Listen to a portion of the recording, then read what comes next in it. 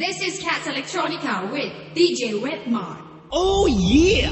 Hello and welcome to the 7th edition of Cats Electronica with me, DJ Webmar. Today I am going to talk about a classic game that was released back in 1992 by Accolade and then released as open source, meaning free, in 2002. The game is called Star Control 2: The Urquan Masters. Now, I remember playing this game back when I was 13 years old and I was completely addicted to it. Now, basically, it's an intergalactic resource hunt where you go planet to planet mining for resources, building up your armada, and eventually becoming strong enough to fight the bad guys. Now, the game starts off as the humans having lost the war to the evil Urquan 20 years ago, and all of their allies are either sealed up on their planets or working for the Urquan, except for you, of course, since you're the hero. The thing that this game has that's evidently missing from most games these days is the deeply involving and engrossing storyline. Throughout the course of the game, you have to make choices that could affect the outcome of the game. Now, do you make friends with that alien or do you blow it up into space dust? Decisions. Ultimately, the choice is up to you. Now, the game features updated soundtracks and some minor improvements to the game's graphics and sound effects that really adds to the experience. Now, remember, back in 1992, you had to pay for this game, and that for me was many months of lunch money saved up so that I could buy it.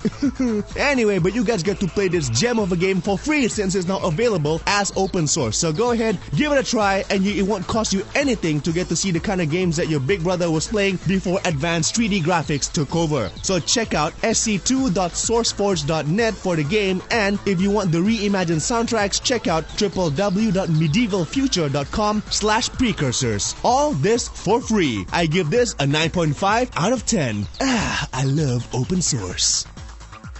Hey guys, welcome back to Cats Electronica 7th edition with me, DJ Webmar, and it's time for me to review the gadgets, okay? Now today we're going to review the NotePal Notebook Cooler by Cooler Master. Now for those of you that have this problem of your laptop getting a little bit too hot after use and you're afraid that your precious laptop might explode or melt, getting a cooler pad is definitely a must. Now the model I'm reviewing today is the NotePal Infinity by Cooler Master. The cooling pad is made of mainly plastic body that houses the fan, and it has an aluminum grill on top with holes on it that distributes the cool air evenly throughout the underside of your laptop. Now the fan has 3 settings from low to high, and it also has an extra USB port to replace the USB port that is taken by the power cable. All in all, a very good thing to have when your laptop just starts to melt, okay? Anyway, check out the pics on the Cats Electronica blog at www.cats.fm, and I give it an 8 out of 10.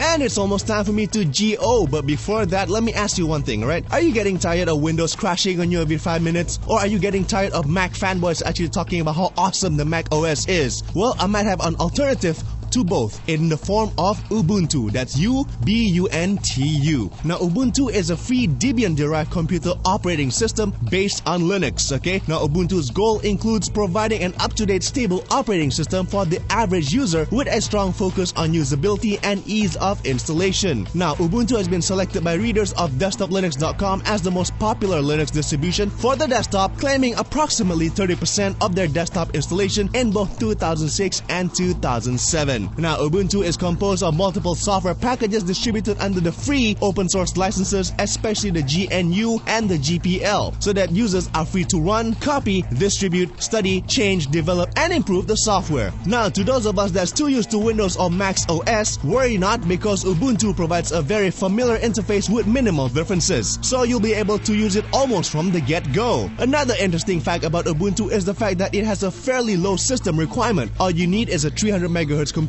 256 megabytes of RAM, and 4 gigabytes of hard disk space, and you're set to go. And Ubuntu can be installed in both PCs and Macs as the only operating system or a second operating system on dual boot. For those of you that's afraid of losing productivity by switching operating systems, worry not, because Ubuntu has alternatives to all the softwares that you're accustomed to, and they work almost the same. From word processing to picture editing, it's all here. The only downside to Ubuntu and other Linux operating systems are the lack of games. But even this drawback can be eliminated through users of Windows emulators. So if you're looking for a good alternative to both Windows and Macintosh OS X, this is the one for you. Plus, did I mention that it was free? Anywho, that's it for me. Don't forget to go to www.cats.fm and click on Cats Electronica for the Electronica blog. And if you missed the show, you can listen to it online. And please leave comments. Adios guys, time for me to bail.